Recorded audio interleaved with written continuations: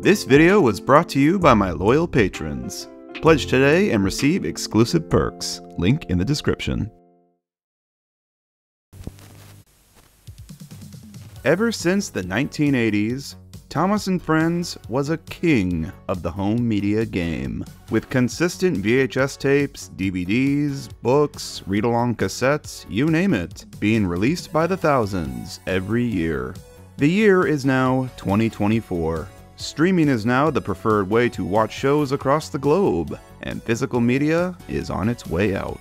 You all know that I stan physical media, and I have quite the collection of Thomas & Friends tapes and DVDs, and there's reason for it. Watching Thomas on DVD or VHS is such a different experience to watching it on streaming. Thomas is so unlike other shows, as so many of its home media releases have bizarre quirks, oddities that stand out and make versions of some episodes totally exclusive. Sometimes a whole music track will be missing on a certain tape, or maybe a DVD will feature a weird intro that isn't anywhere else, or maybe an episode will be so horribly out of sync due to some convoluted behind-the-scenes reason. Some of these quirks are real head-scratchers, and a lot of them will probably make you go, huh? Wait, what? Why'd they change that? How did that happen? To say that the Thomas home media iceberg is deep would be an understatement. And today I'd like to spend some time covering some of these weird oddities and quirks. Pretty much everything I'm going to be covering today will be regarding US and UK home media releases, as they're the ones that I'm the most familiar with, and likely most of you too. I'm also not claiming that this is a complete list of every home media oddity out there. There are fans that are way more educated on the topic that could give you a far more in-depth list. I'm just going to be covering the more well-known quirks, and ones that I personally find interesting. So, let's dive in and see what the world of Thomas home media has in store for us.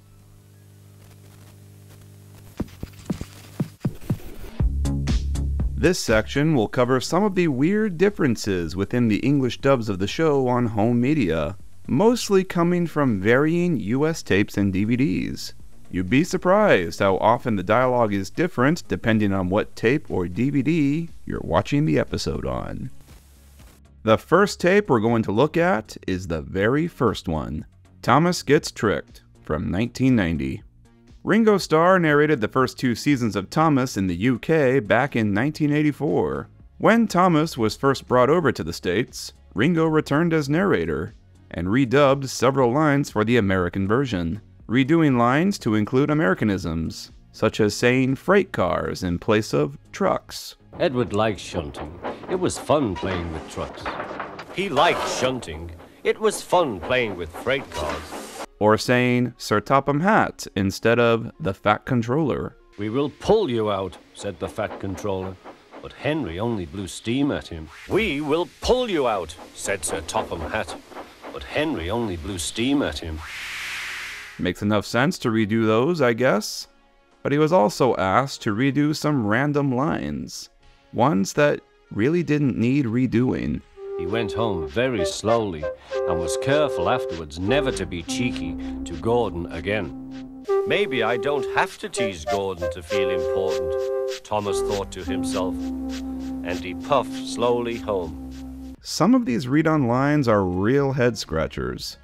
In the original UK version of the episode Thomas and Gordon, the narrator says this line, "You can't catch me," and off he ran laughing. This is unchanged in the original US airing of the episode on Shining Time Station. "You can't catch me," and off he ran laughing. However, in the original 1990 VHS of Thomas Gets Tricked here in the States, the line was inexplicably changed to "You can't catch me," and off Thomas ran laughing.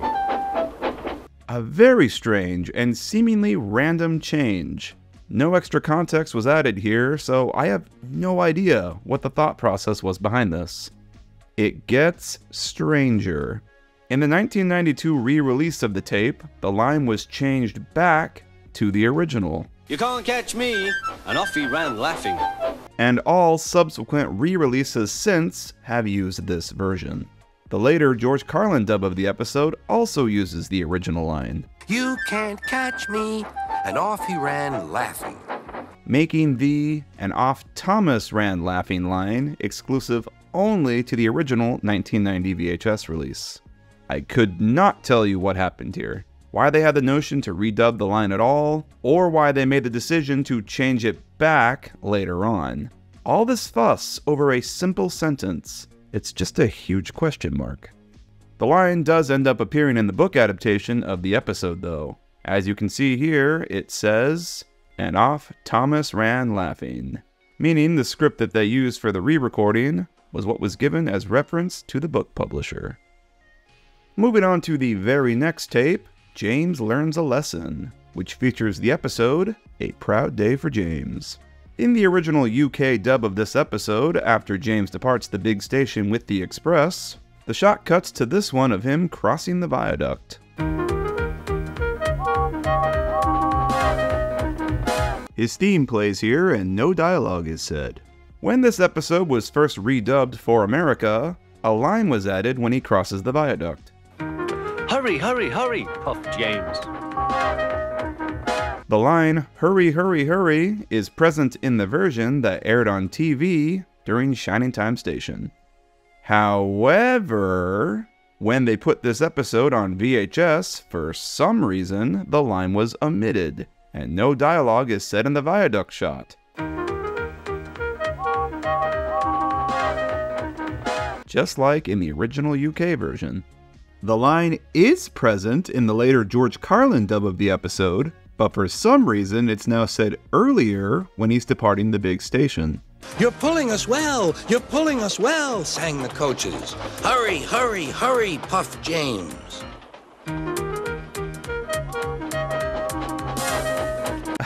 Again, no idea what happened here.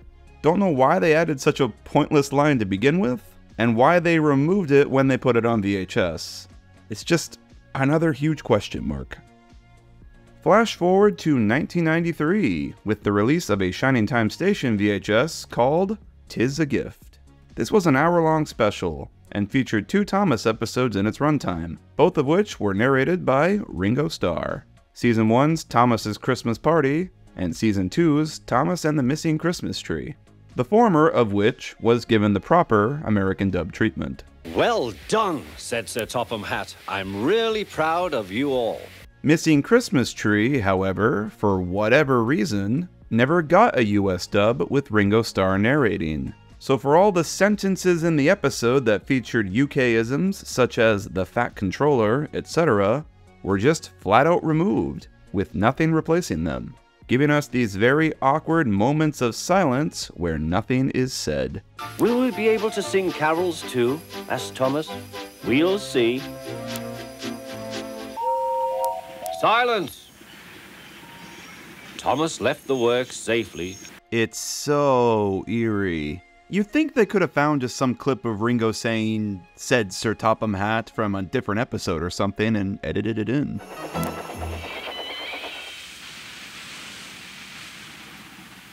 As a reward for all your hard work, you may go and enjoy the carols.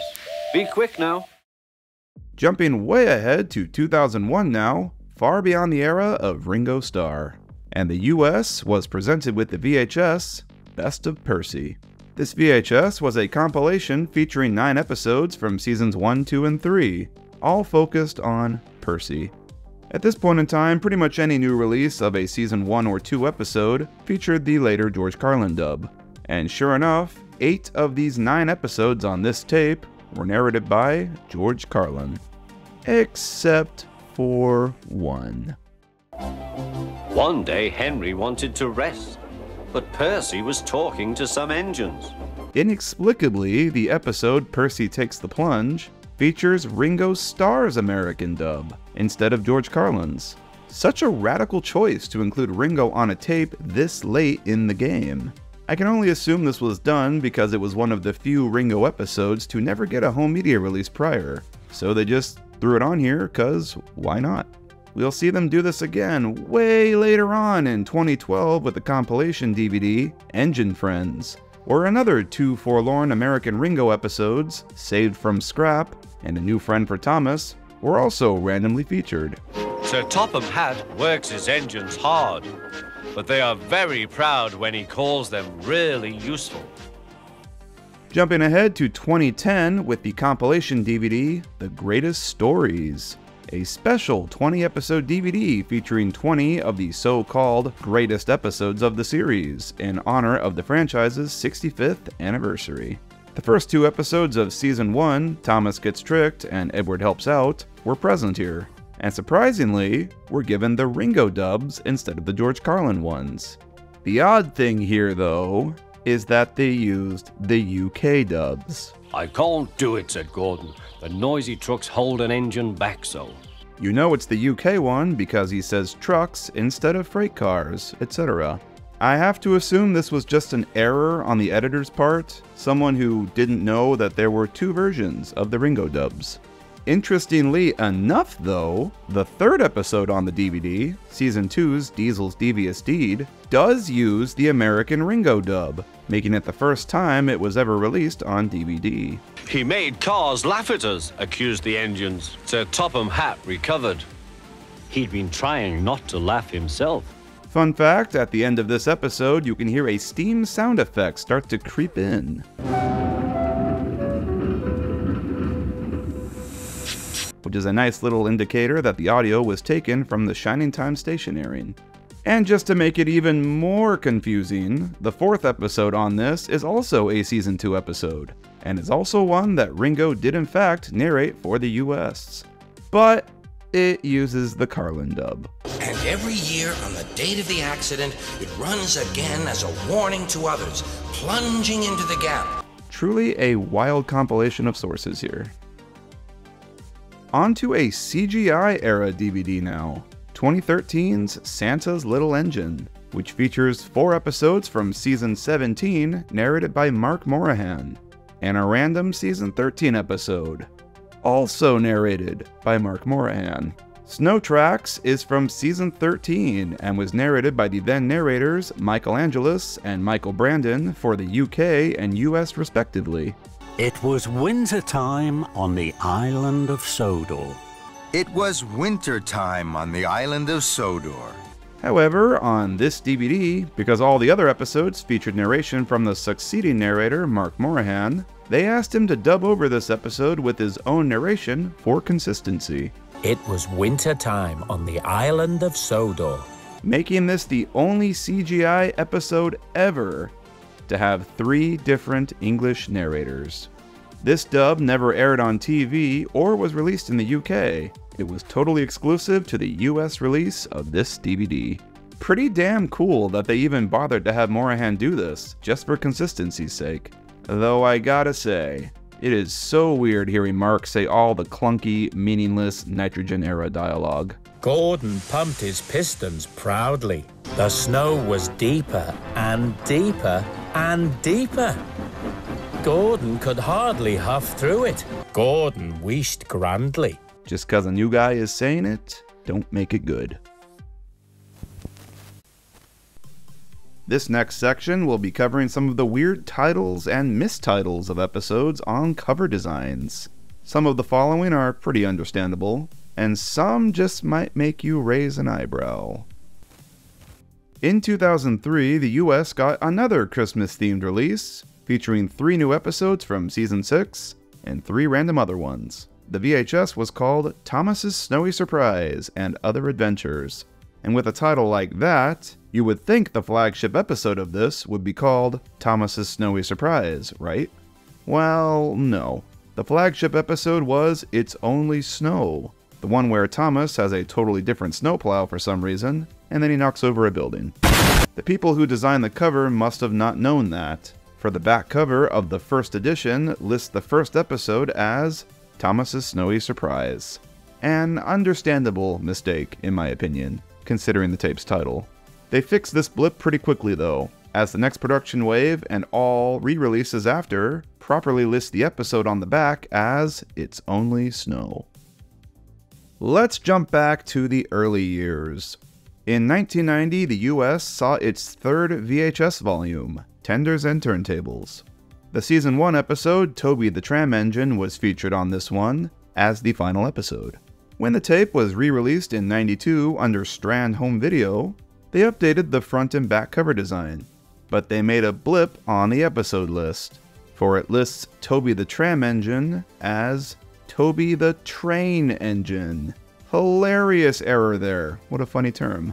This is a funny mistake to me because the original 1990 back cover listed the episode title correctly as Tram Engine, so it's kind of a mystery how this happened. In 1991, the US received its 5th volume, the VHS Better Late Than Never. When Thomas was first brought to the States, for some reason, they opted to retitle most of the episodes from Seasons 1 and 2. Thomas and Gordon, for example, became Thomas Gets Tricked. Thomas, Terrence, and the Snow became Terrence the Tractor. Toby and the Stout Gentleman became Toby the Tram Engine, etc. Around Season 3, they stopped doing this, and most of the titles start to stay the same between both countries. Better Late Than Never was a US VHS though, so naturally, all the episodes on it used their US retitles. Dirty Work became Diesel's Devious Deed, Off the Rails became Gordon Takes a Dip, etc. However, whoever designed the back cover didn't catch the memo, and listed all the episodes incorrectly with their UK titles. Dirty Work, A Close Shave, Off the Rails. This mistake was exclusive to only the first release, as they fixed the mistake for all later editions. The next production cycle, in '91 and onwards, correctly lists the episodes with their US titles. I never really understood why they felt the need to retitle the episodes for America. I guess some of them just roll off the tongue better. Terrence the Tractor definitely sounds better than the clunky Thomas, Terrence, and the Snow, but I digress. Flash forward to 2007, the first time all of Season 6 was released on home media in the UK on one DVD, aptly titled The Complete Series 6. This DVD is pretty standard fare for the Complete Series DVDs, featuring all 26 episodes from that season on one disc, and all are listed in their production order on the back cover. However, the back cover for this DVD is interesting, for it lists all the episodes with their original working titles. 3 of them stand out. The original title for Jack Jumps In was Jack Goes to Work. Its only Snow was called the very bland-sounding Trouble for Thomas, which, funnily enough, is also the title of the book adaptation. Man, It's Only Snow, Thomas's Snowy Surprise, Trouble for Thomas. Can this episode pick a name and stick with it? And Buffer Bother was Bill and Ben's Excellent Adventure, which is an amazing title, clearly referencing the 1989 film Bill and Ted's Excellent Adventure. It is a crime that they changed this. Excellent! The fact all the original titles made it onto this back cover in 2007, 5 years since the release of Season 6, is pretty wild. Makes me wonder what they were working off of when they were designing this back cover. They corrected their mistake though, and on all subsequent re-releases of this DVD, the back cover was changed to properly reflect the final episode titles. This next section is devoted to weird syncing issues. Releases that feature episodes where the audio just doesn't line up with the footage, as if someone accidentally moved the audio layer a few seconds ahead in the timeline and no one noticed. Let's start with a fairly tame one. The episode Percy's Promise on the 1996 VHS, Thomas and his friends help out. Something thudded onto Percy's boiler. Ow! Exclaimed Percy. The footage is delayed by only a second or two on this one, and I can't say I really ever noticed it as a kid. But as an adult, I can't help but notice things like how Percy's chuffing sounds stop before he actually does.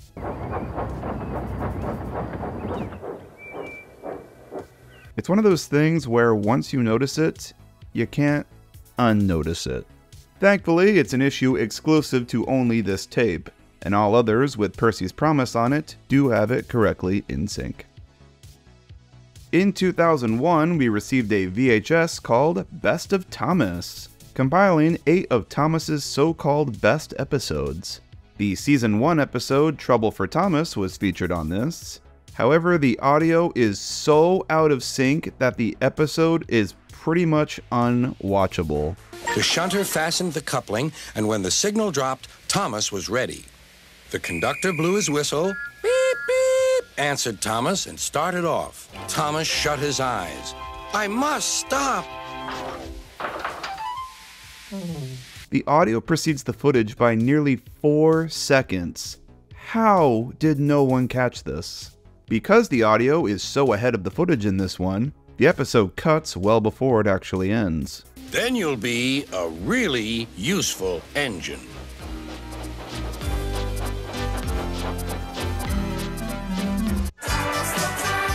This seems to be the result of a mastering issue with the audio for the George Carlin dub. This dub was also featured on the A Big Day for Thomas VHS from 1998, and there the audio is in sync with the footage. The shunter fastened the coupling, and when the signal dropped, Thomas was ready. The conductor blew his whistle. Beep, beep, answered Thomas, and started off. But you might notice that the ending theme plays prematurely, ends abruptly, and then repeats itself. Then you'll be a really useful engine.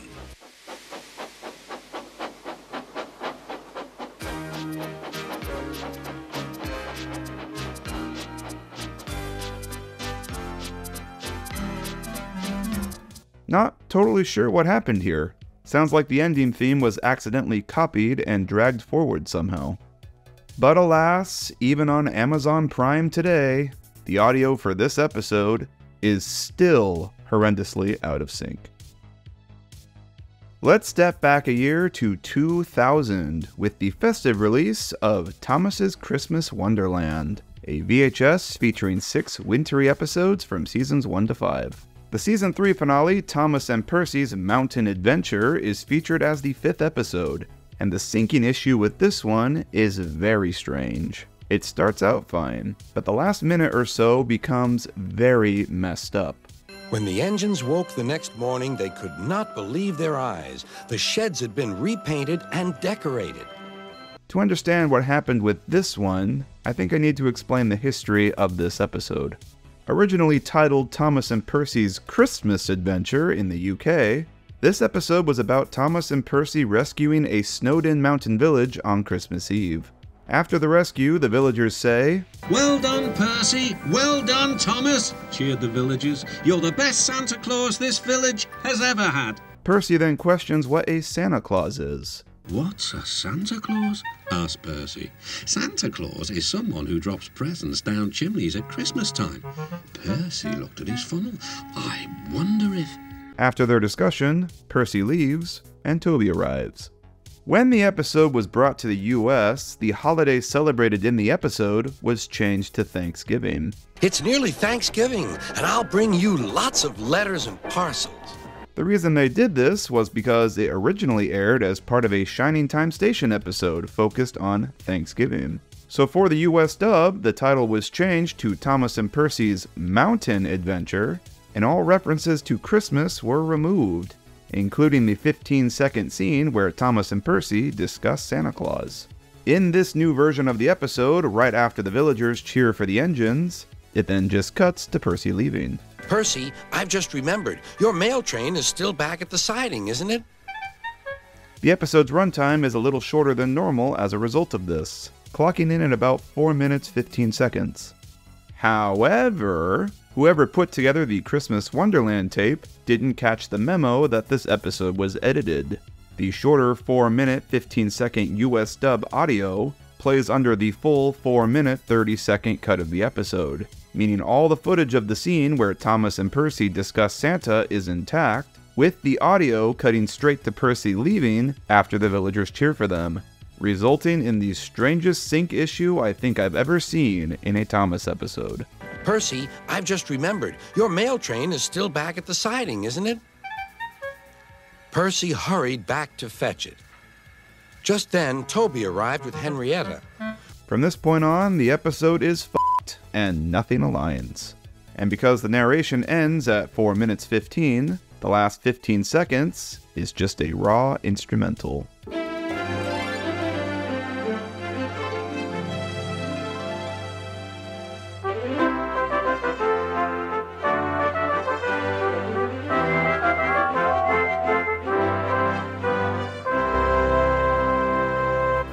This issue is also present currently on the version streaming on Amazon, where it goes out of sync because the shortened audio is paired with the full 4-minute 30-second cut. I personally think the smart thing to do here would have been to have George Carlin dub a Christmas version of this episode for home media, and left the edited Thanksgiving version exclusive to the Shining Time station airing. If you're a collector of US Thomas home media, then you might be familiar with this one, the notorious Echo versions of tapes. What exactly is an Echo tape? What does this mean? Well, it's referring to versions of Thomas tapes that have a soundtrack that sounds like this. Soon Duck was busier than ever. The music and sound effects have a very heavy reverb on them, almost like they're echoing. So how does this happen? Well, I think it's all unintentional. The echo occurs by the audio track of the US dub, complete with its own score and sound effects, being layered on top of the clean dubbing track. When played back with both layers on, the music from both tracks will be off by a millisecond or two, causing a reverb. Bertie the bus was giving some visitors a tour of the island of Sodor.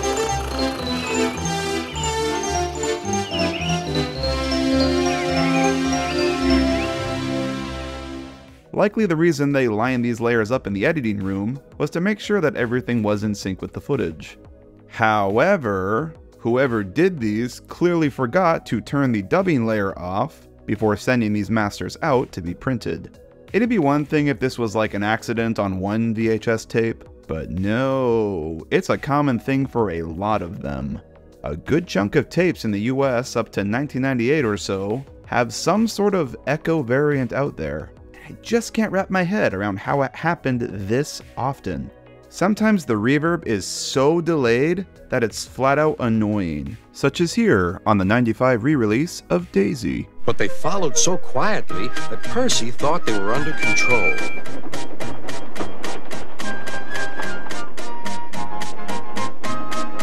Good lord, that is so bad! It's off-putting! And then sometimes the dubbing track is so loud that it completely overtakes the dialogue and nothing can be heard, such as here in A Close Shave from Thomas's Useful Stories. The cars were silly, heavy, and noisy. The two engines had to work hard, pushing and pulling all afternoon. James was just pulling out on their line from the station ahead. Any minute, there could be a crash.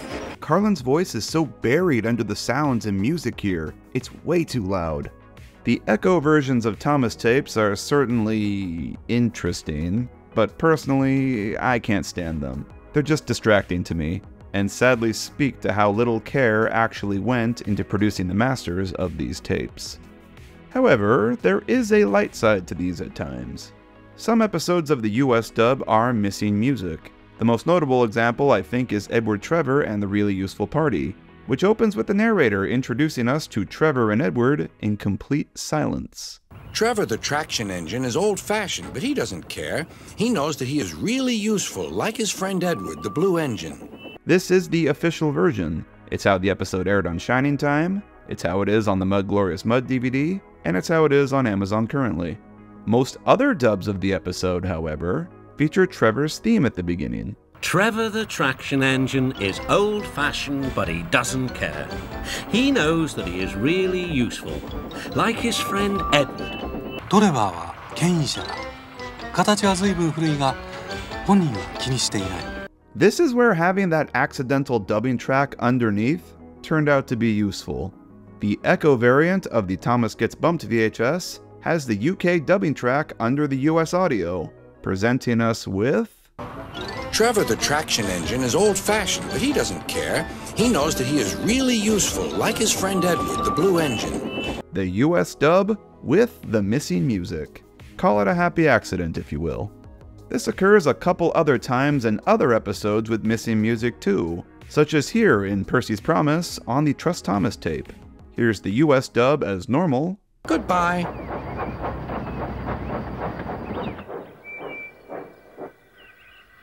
Be careful, warned Edward. There's a storm coming. Here's the UK dub with the music intact. He set off for the beach.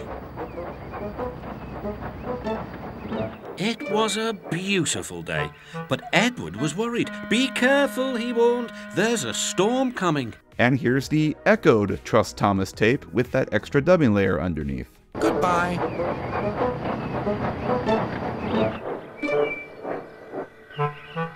Be careful, warned Edward. There's a storm coming. Voila! Nothing is missing now.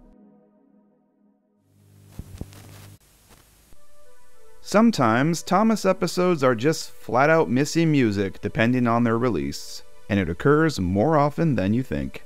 This section will cover some of these eerie, scoreless moments.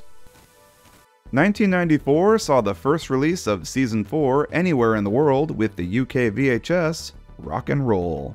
This featured 8 episodes from the season, and many of them are missing music. In Bulldog, the theme that plays when Thomas starts his story about Duke is gone. Long ago, when Peter Sam was still called Stuart and Sir Handel Falcon, they worked with Duke on his old railway. In Home at Last, there's no Good, Bad, and the Ugly whistle cue when Peter, Sam, and Skarloey discuss Duncan. It's a pity Duncan doesn't. Who is Duncan? He came as a spare engine after my accident, replied Peter Sam. The busy theme and many of the cues are missing in Trucks. Rusty promised to follow with the rest. Peter Sam didn't mind the extra work. As well as that tension-building bit before the trucks break away. The chance for trickery had come. Faster! Faster, they yelled. And probably the most strange, the entire opening of Special Funnel is told to us in silence. It was winter on the island of Sodor. Peter Sam puffed nervously along the line. It's so eerie, but it's also kind of neat. The lack of music here definitely creates a serene sort of ambiance.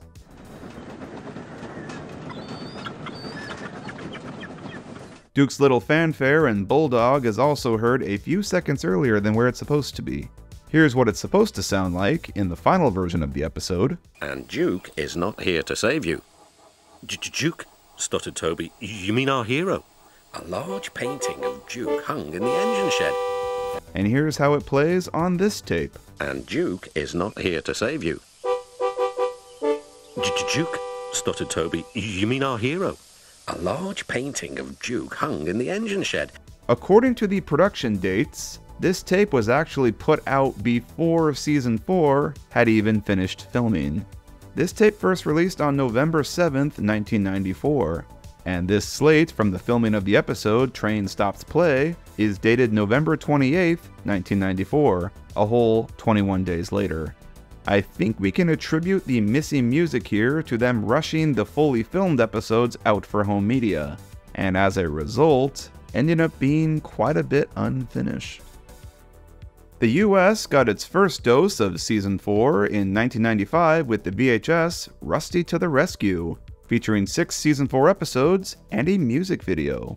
I'm not really sure what happened with the editing of the master for this release, as Season 4 should have been complete by the time this one came out. But alas, many of the episodes on this are also missing music. Trucks, retitled Rusty Helps Peter Sam on this, is missing all the same score that it was on the UK rock and roll tape. Rusty promised to follow with the rest. Peter Sam didn't mind the extra work. Another episode, Thomas and Stepney, is also missing music. In the final UK version, there's some build-up during the commotion at the station. He was hardly out of sight when the engines heard shouting at the station. Moments later came the alarm. Stop all trains! All of which accumulates to Stepney's theme when he whooshes past Thomas. On this tape, everything occurs in silence. He was hardly out of sight when the engines heard shouting at the station. Moments later came the alarm. Stop all trains! The lack of music on this tape really made these scenes feel so eerie to me as a kid. But in a strange way, they kind of work. Peter Sam's crash, for instance, feels way more shocking and out of nowhere, without any music building up to it. Hurrah! Hurrah! Roared the cars. Peter Sam shut his eyes.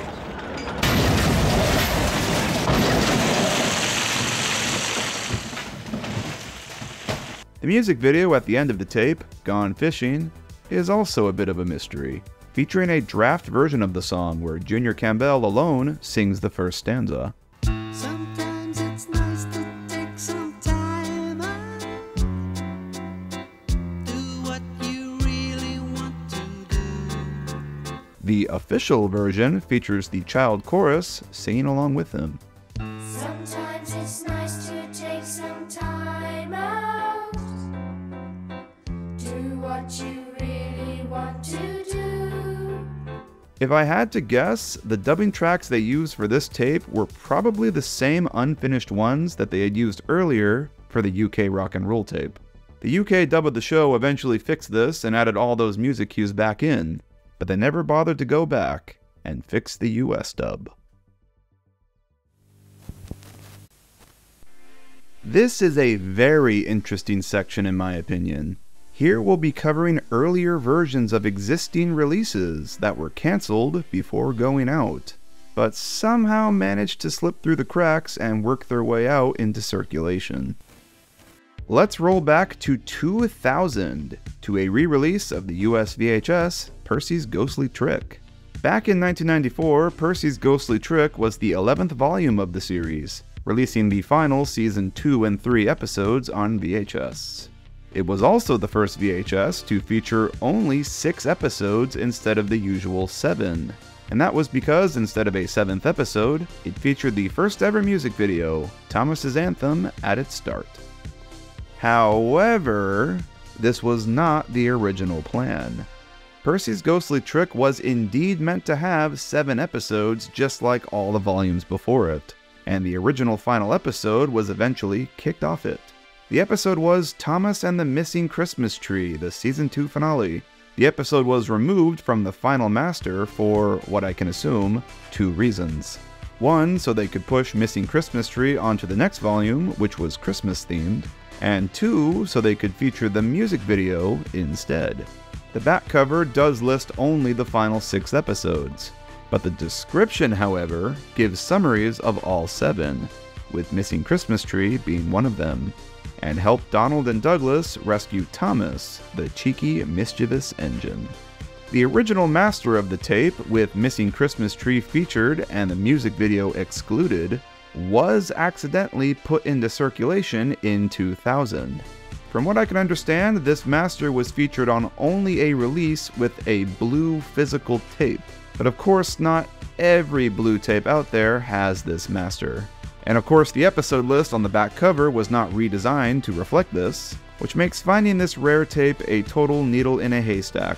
You buy a blue Ghostly Trick tape, and it's basically a 50-50 chance whether you're getting Thomas's Anthem or Missing Christmas Tree on it.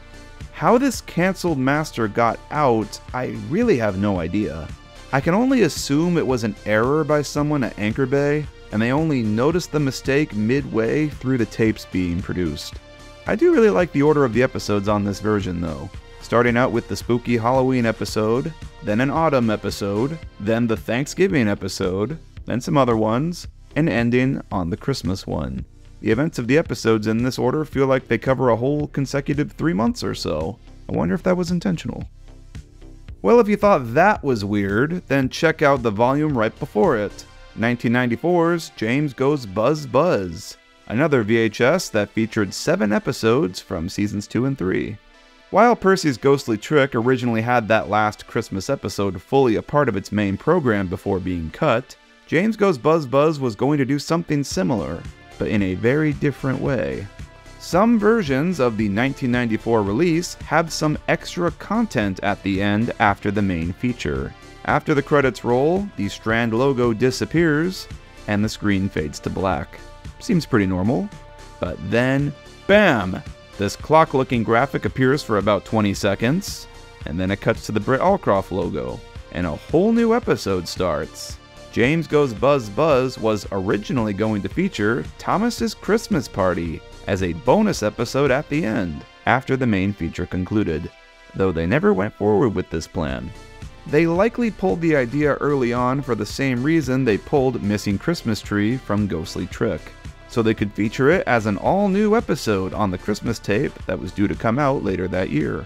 Yet somehow, this clearly unedited master with the episode at the end somehow slipped out into circulation and was corrected shortly after.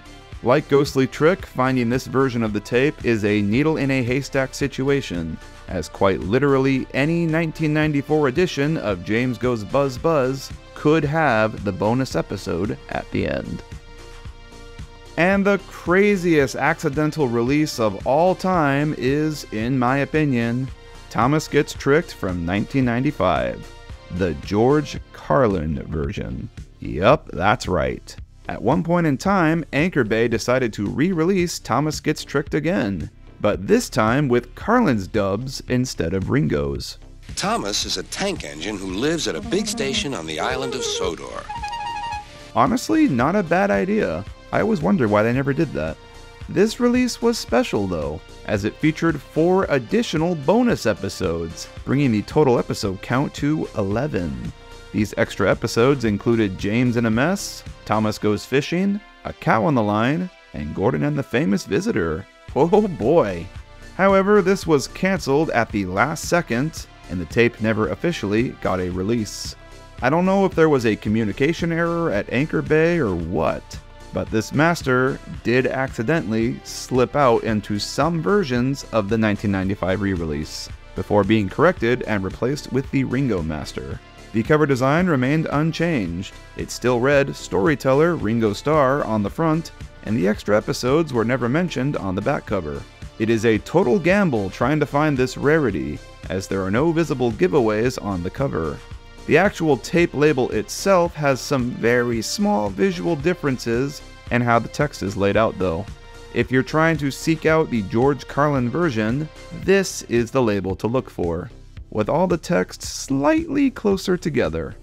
I still can't believe they actually bothered to create an entire master of this special release, only to just cancel it and not put it out there. I wonder what stopped them from doing that. This final section of the video is basically a catch-all for some of the strangest editing choices on Thomas Home Media. Some of these are so bizarre and questionable that they don't really fit into other categories, and deserve one all their own. We'll start with some more tame examples, and work our way up to the craziest. 2005 saw a lot of special home media releases in honor of the franchise's 60th anniversary. One of these was the UK's Bumper Party Collection, which featured 12 episodes, 8 from Season 6 and 4 from Season 7. However, these versions of the episodes are totally exclusive to this DVD. Despite Season 6 and 7 fully releasing in the UK with their original intros and end credits, this DVD features all of its episodes with the Season 8 intro before them, and with the title cards using the flange BQ font used in Season 8 onwards. Older episodes getting this new series format treatment was a pretty common thing that occurred in the US on compilation DVDs, such as on Thomas's Halloween Adventures for example, but Bumper Party Collection was the only time it occurred in the UK. Not to mention, the Season 7 episodes on this DVD all feature the later rescores by Robert Hartshorn. Rheneas is a brave little engine who enjoys working in the mountains on the island of Sodor. Again, in the US, this was common. We got most of Season 7 with the Hartshorn score, but the UK got the season with the original Mike and Jr. one, making this DVD the only ever time the UK got a trace of these versions of the episodes, all paired with Michael Angelus's narration. Rheneas didn't feel like a little engine anymore. This might be the most unique DVD the UK has ever gotten, at least in my opinion, for all the content on it is totally exclusive to it. Speaking of weird compilation DVDs, let's talk about 2008's Mud Glorious Mud. This has got to be the weirdest compilation DVD the US has ever gotten. I don't really know what to describe this as. It's not a Jack in the Pack DVD, as there's only 2 Pack episodes on it, only one of which is actually from the spin-off series. It's not exclusively a Hit Era DVD, despite it featuring a single season 10 episode, and the intro and transitions being from that era. But it's also not a classic series DVD, despite 4 of the 6 episodes on this being from it. It is a very strange blend of everything. This DVD features 2 season 6 episodes narrated by Alec Baldwin, 1 season 7 episode, 1 Jack and the Pack spin-off series episode, and 1 season 10 episode of all things, all narrated by Michael Brandon, and then is all rounded off with a season 3 episode narrated by George Carlin. It is the weirdest selection of episodes ever. I really would love to know what the thought process behind this one was at Anchor Bay. I feel like the conversation might have gone something like, well, we still have 1 season 7 episode to put out, we still have 1 Pack episode left, and we have some extra Baldwin dubs that we haven't done anything with. Our contract is over next year, so screw it. We'll just throw them all on 1 DVD and call it a day. Why not? Call it a Hail Mary of a DVD. And I absolutely love it. In 1998, the US received several compilation tapes featuring the George Carlin dubs of episodes, all of which were previously released only with Ringo's dub. 2 of these tapes were called Thomas and His Friends Get Along and Thomas Comes to Breakfast. Like all Thomas tapes in the US, the episodes were separated by the ever-classic nameboard transitions, a 30-second sequence showing various Thomas characters next to a board with their name written on them. If you grew up in the 90s or early 2000s, these were pretty common to pretty much every tape and DVD. The UK and most other countries, however, compiled episodes onto their tapes with each one featuring their own individual intro sequence and end credits. This just wasn't how they did things in the US, at least not till later. Strangely though, in 2000, when Get Along and Breakfast were re-released with their new covers, alternate masters slipped out with them. These masters contained all the episodes featured on the tapes. However, they were unedited and featured the complete intro and end credits for each episode, all of which showed the original UK titles instead of the US ones. From what I understand, these specific variants were a part of the production wave that went to Kmart stores. I think what we're looking at here is the compilation of episodes before the intros would have been edited out, the nameboard transition slipped in, and the titles changed. Pretty similar to what happened with that early master of James Goes Buzz Buzz we talked about earlier. I can only assume that these getting out were accidental. Someone at Anchor Bay must have selected the earliest master tape, and they noticed their mistake only too late. Since we're on the topic of nameboards, let's talk Hooray for Thomas from 2005. Season 7 was a weird season in the US. In the UK and most other countries, Season 7 was the final of the classic era, using the old 4-minute 30-second format, the original theme song and intro, and score by Mike O'Donnell and Junior Campbell. It was the final hurrah before all the changes Hit Entertainment put forward in Season 8. In the US, however, Season 7 was delayed quite a bit, getting pushed back to focus all the marketing on Season 8, making this big push for Thomas's new format. Season 7 ended up airing on TV here alongside Season 8, with all the episodes getting the new series treatment. All of the original scores by Mike and Junior were replaced with the rescores by Robert Hartshorn, and those are the versions that we got on home media. Season 7 was basically treated like Hit era on home media here, with all of these Season 7 DVDs using the Season 8 intro, end credits, that Island of Sodor intro thing, and those bumpers in between episodes where an engine would pass by the camera in a blue void. Hooray for Thomas was the first of the 3 Season 7 releases over here, coming out in 2005, and it's also the odd one out. The episodes all feature the new Hartshorn score and the Season 8 intro is present, but it still uses the nameboard transitions between episodes. Thomas just peeped happily. This is the weirdest blending of formats I've seen, and this was the only ever time that they did this. This was the final time those classic nameboards were used on a VHS over here, because by the next Season 7 release, they had transitioned over fully to the Hit era bumpers. I guess we really can call this a transitional release, huh? Let's talk Trust Thomas. specifically the 2007 DVD release. Trust Thomas was first released as a VHS in 1992, featuring 7 episodes from Season 3, all narrated by George Carlin.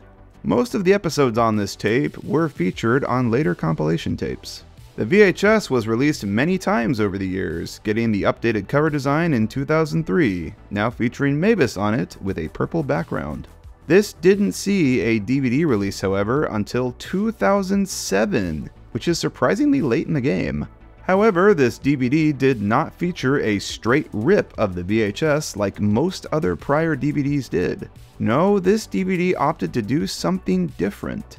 It instead pulled all of its episode from varying other releases, and as a result, the quality of all the episodes on this DVD varied greatly. The fonts used on the title cards are the dead giveaway. Trust Thomas was pulled from Thomas and His Friends Get Along. Mavis and The Trouble with Mud were pulled from 10 Years of Thomas. No Joke for James is from Best of James. And Percy's Promise is from Thomas and His Friends Help Out, and so is subsequently out of sync. Only Toby's Tightrope and Henry's Forest are actually from the 92 Trust Thomas Master, their weird font title cards and poorer quality giving it away.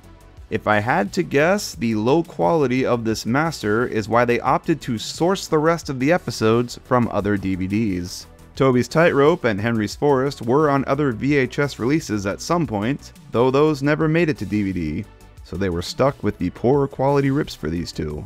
This has gotta be the messiest Thomas DVD ever made, and it's kind of jarring to watch. The varying quality of the footage and the audio is pretty noticeable. Nonetheless though, the quality differences certainly make this quite a unique release. Jumping to 2012 now, to a DVD with one of the strangest intros I have ever seen. In 2012, Lionsgate re-released James Learns a Lesson on DVD again, but with a very notable change. The DVD had a completely new intro, using restored footage. All the title cards here are digital, and do not match the aesthetic of the rest of the content on the DVD at all. You're probably thinking, why did they do this? It looks terrible. Well, if I had to guess, it was to include Britt's name in the intro.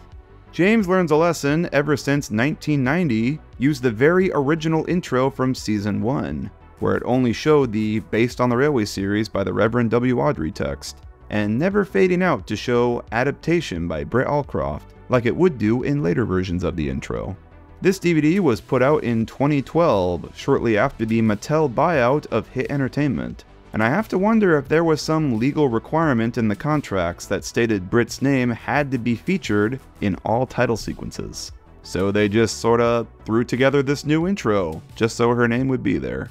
The compilation DVD Engine Friends also came out this year, and it uses a variation of the same kit-bashed intro for most of the classic episodes on it, though the text was changed from Adaptation by Britt Allcroft to just Created by. But to make things even more confusing, in 2014, Universal put out James Learns a Lesson again, and with this cover design. This edition ditched that new intro and returned to using the original one, the one that doesn't credit Britt. But they added a title card at the beginning before the intro plays. We see the purple background of Britt's logo, with text on top it saying, Adaptation by Britt Allcroft. There had to be some sort of legal requirement to get her name on this, right? I mean, why else would they add this now? I will say though, I think this is quite a bit more tasteful than poorly throwing together a whole new intro. Flash forward to 2015 to the CGI series DVD, Wild Water Rescue. Mattel were always, and still are, very careful to never mix the model era and CGI eras of Thomas and Friends. The US never ever got a DVD that featured model series content with CGI. It just didn't happen. The closest was the 2011 DVD Birthday Express, which had 2 Season 13 episodes and 2 Season 12 ones. But those were a season apart, and Season 12 had CGI in it, so they kinda meshed, sort of. But you would never see a DVD over here with like a Season 4 episode and a Season 17 one, for instance. The UK got a few special compilation DVDs mixing eras, but it just never happened in the US. So understand the shock of this bonus feature on the Wild Water Rescue DVD, a DVD that featured 6 all CGI episodes and segments. This is very clearly a CGI series DVD. One of these bonus features was the music video Determination, a song from Season 8. Now, this isn't too shocking, as they did go back and make CGI edits of most of those old music videos, Determination being one of them. Surely, the CGI version of that music video would be the one on the CGI series DVD. Oh, it's the model era one. How did that happen? I have to assume this was a total mistake. The person who added this on here must have selected the wrong Determination file, and somehow no one noticed? Considering how strict Mattel is on keeping the two eras separate, it is baffling that this slid by. It's so weird. As a result though, Wild Water Rescue is the final ever home media release in the USA to feature model Thomas footage. And it is quite unique for that alone. And our final oddity of the video is probably the oddest one out there, because there is no explanation for it. Let's talk about Thomas gets tricked one final time here. This time about the 1992 re-release from Strand Home Video. During the episode Trouble for Thomas, Thomas starts climbing the hill when the audio suddenly cuts out and we are presented with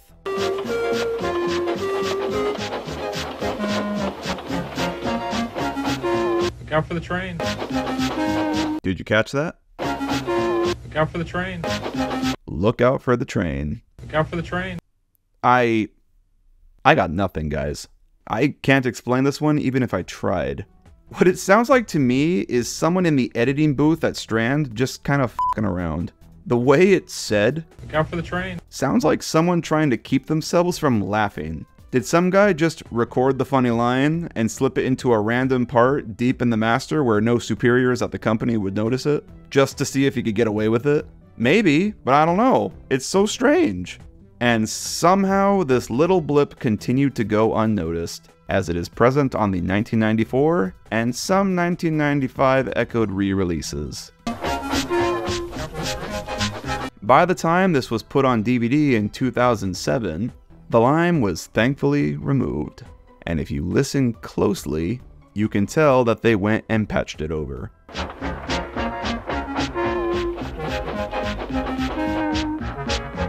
This volume, man, it has got the weirdest history of any tape, I think. From the mysterious George Carlin edition with extra episodes, to the mind-boggling, and off Thomas ran laughing, to the inexplicable, look out for the train. Thomas Gets Tricked was always up to something. What a truly elusive volume.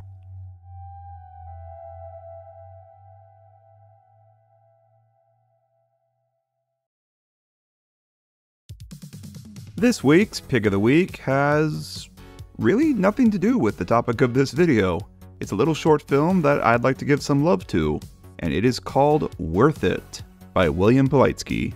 My apologies if I butchered that. This film takes place the morning after Henry's famous flying kipper crash, showing us a more nuanced look at the conversation Henry and the Fat Controller have. It's, quite literally, a video of two characters having a conversation for 12 minutes, and yet with very clever editing choices and thoughtful dialogue, it manages to be interesting and moving the whole way through. It's a very feel-good kind of video, and I highly recommend giving it a watch. I'd like to give a big hearty thank you to Oliver11 GWR for all his help on this video. I originally messaged him just confirming one detail about a tape, and he then offered to proofread my script and provided several of the VHS rips used in this. I'm really glad that he offered to look at the script, because he clarified a lot of things that I was wrong about. Thank you for all the help with this video, Nate. I really, really appreciate it. Also a quick shout out to Brandon Hargus, as a lot of the VHS rips in this video came from him as well. Thank you, man.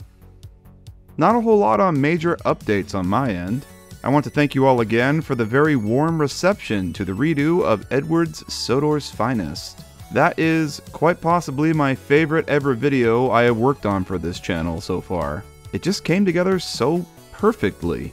I loved writing the story segments of Edward's saga, I loved working with the voice actors and Isaiah on the music, and putting it all together.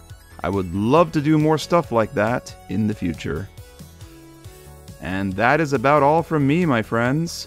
Have a fantastic day as always, and I will see you all in the next one. Bye-bye.